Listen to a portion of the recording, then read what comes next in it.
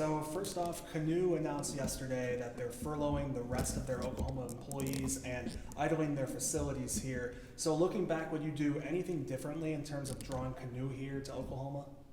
I don't think so. I mean, we're always swinging for the fences, going for big projects. And I talked to the CEO, and I think they've got some employees in Pryor that they're leaving, and they're trying to close another round of funding. So hopefully it works, and their intent is to bring their employees back. People don't realize starting a brand new EV car company, that's a difficult task. And so we hope they bring them back, but not all businesses are successful, and that's what the free market's about. But we wish them the very, very best. So one issue we've reported on in the past is the grocery tax, with some businesses not remitting their taxes correctly and not charging the local municipal sales tax. Norman is missing out on nearly $500,000, OKC $1.4 million, and Tulsa and Edmond said they're also experiencing similar issues. How does this all get fixed? You're saying that say their sales tax is down? They're not remitting their sales tax correctly, and they're experiencing sort of a shortfall as a result of it. Yeah, well, I can't speak to kind of the finances of the local municipalities, but the grocery tax was there to help individuals that are struggling with groceries. So we were one of only 12 states that taxed groceries.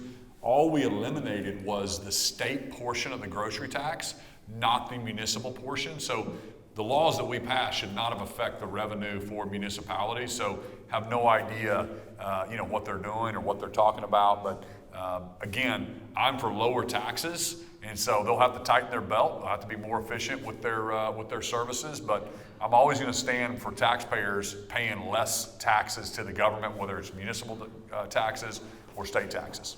And lawmakers are considering getting rid of the state income tax next year. Do you support that?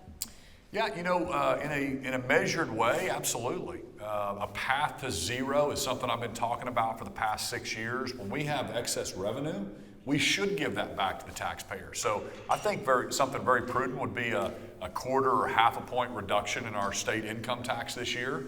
You got to realize we compete in a regional market for business. We compete against Texas, we compete against Arkansas. And Arkansas used to be higher than Oklahoma on their income tax, and now they're actually lower than us. And so, I would love to see our state income tax disappear, and I think we can do that over the next 5 or 6 years. Are there any other plans for tax cuts next year? Well, I mean, obviously business taxes, the tax on tips, there's a lot of things that we would love to do. My question for lawmakers is how big should government be? Shouldn't we be modestly growing government at maybe inflation or 3% a year? We can't have these wild swings, right? Revenue doesn't always just go up in a straight line. It's always the expense side. And as a businessman, I understand that. And so trying to hold down the spending in state government is something I've been advocating for when I ran for governor in 2018. And how do you balance incentives for drawing companies here with the possibility that they may not work out, since a lot of these companies are startup and new tech? Well, I mean, it's not going to keep us from trying to recruit companies. I just got back on a trip to Asia, and I went to 3 different countries, Taiwan and South Korea and Japan. We brought some Oklahoma oil and gas companies with us, talking about exporting more LNG to our allies. We're talking about recruiting more drone companies to Oklahoma. We're number 1 in drone potential in the state of Oklahoma. So the incubators, we just won in Tulsa a $51 million federal grant for a science hub. So that's all really, really good for new technology and spurring incubators and new startups. I'm also got a plan with our pension plans to make sure we're trying to invest in Oklahoma startups. So instead of us investing our pension plans in New York companies, I want them investing in Oklahoma companies to continue to grow our economy as well. There was a bill last year to do a statewide ban of cell phones in schools that didn't cross the finish line, and some lawmakers are mulling it over again for the upcoming session. Would you support a bill instead of a challenge? I would have to look at that. I think my challenge is working really well. I went to Jinx, I went to Bixby, I've been to a lot of schools around the state that are already accepting that challenge, and they're already going bell to bell, no cell. They have different catchy phrases that they're doing, and just really trying to encourage and promote that, because here's the deal. The environment that the teachers need to have in a classroom, we need them teaching undistracted students. The students even tell me that it's so much better for them if their friends, if nobody has a cell phone, then they don't feel kind of like the FOMO, like they're missing out on something, and they're able to pay attention to their teachers more. We think learning's going up. We think the bullying goes down.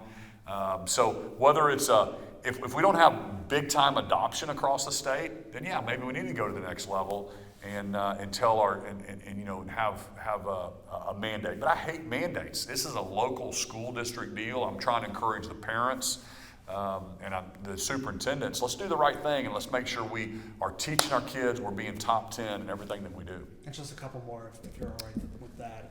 Legislative session begins in just a few months, and we got some new leaders in both the House and Senate for the first time in a long time. How do you foresee the work between you and them for the next session? Yeah, I'm personally really excited about it. For my first 6 sessions, we had the same speaker in pro tem and did like those guys. But this next session, the next 2 years, I call it my fourth quarter of my career. And pro tem Lonnie Paxton and Speaker Kyle Hilbert, they're great guys. They're great Oklahomans. We've been working really well together, coming up with a great Oklahoma top 10 plan. And we're excited to get some of those initiatives done. Are there any big items that you want to get across the finish line next session? You know, I mean, I think I'm always going to focus on being the most business-friendly state. So we've got business courts in the hopper to get done. We also have some pathway to zero on the tax policy side. Protecting Oklahomans, fines, fees, and court costs for our criminal justice area that I'm really focused on. Also, I'm always talking about classrooms to careers. I want every kid ready for a career, and so I'm thinking about even making it a requirement to graduate from Oklahoma high schools. You've got to either be accepted to college, or you have to be accepted into a career tech, or you have to be going into the Army. You have to have some kind of plan post-graduation to go get a great job.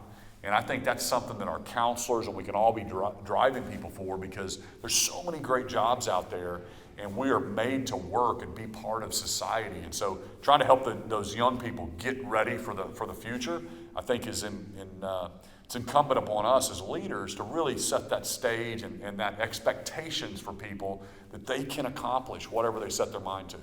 And you've tapped DPS Commissioner Tim Tipton to give you a plan no later than January 15th regarding Operation Guardian.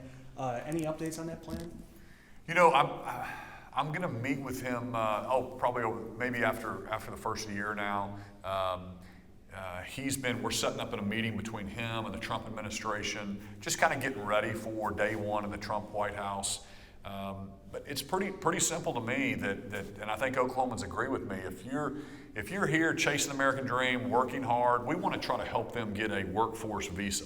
But if you're breaking the law and you're here illegally, I want you out of Oklahoma, and I think most people want you out of the country. So we're going to continue to work with the Trump administration to say, hey, if you're here illegally and you're breaking our laws, you're the first one that's going to be deported out of our state. And would this apply to ODOC facilities or just county jails?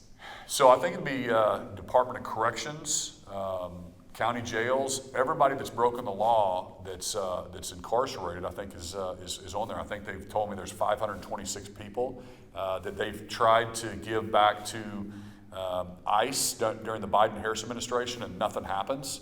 And so they're serving their time in Oklahoma prisons, and we'll look at every single one of those and see exactly what the Trump administration wants to do.